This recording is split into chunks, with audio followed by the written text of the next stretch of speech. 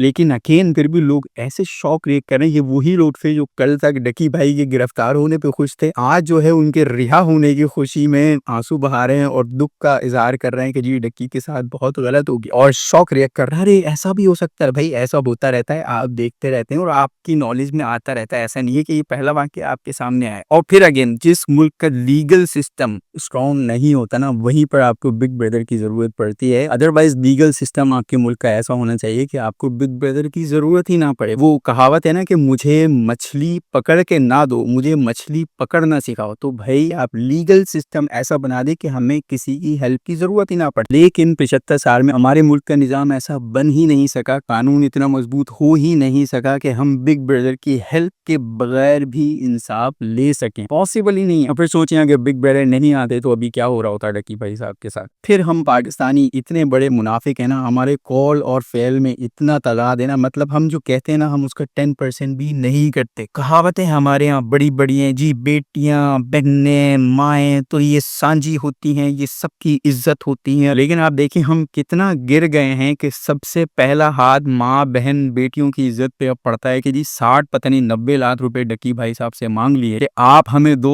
ورنہ ہم آپ کی بیوی پر ناحق پرچہ کر دیں گے۔ مطلب 5 روپے کا پرچہ لے کے نیا پرچہ کرنا ہمارے لیے کوئی مشکل نہیں ہے، تو آپ ہمیں 60 لاکھ روپے دو ورنہ آپ کی بیوی بھی ہم سے محفوظ دیے۔ تو یہ مملکت خدا داد پاکستان اسلامی جمہوریہ پاکستان ہے، جہاں پر ادارے اور ادارے کے جو بڑے ہیں وہ اس طرح کی اخلاقیات، موریلٹی، ایتھکس یہ رکھتے ہیں کہ ان کو کوئی خدا کا ڈک، کوئی لحاظ، کوئی مروت ہی نہیں ہے کہ بھائی ہمارا مسلمان بھائی، یا وہ بھی چلے بہت بڑی باتیں ہو جائیں گی ان لوگوں کے لیے کہ جی یہ ہم کیا کر رہے ہیں، ہم کسی کی بیوی کے اوپر ہاتھ ڈالنے کا اس کو دھمکا رہے ہیں کہ ہمیں اتنے پیسے دو ورنہ ہم تمہاری بیوی بھی دھر لیں گے۔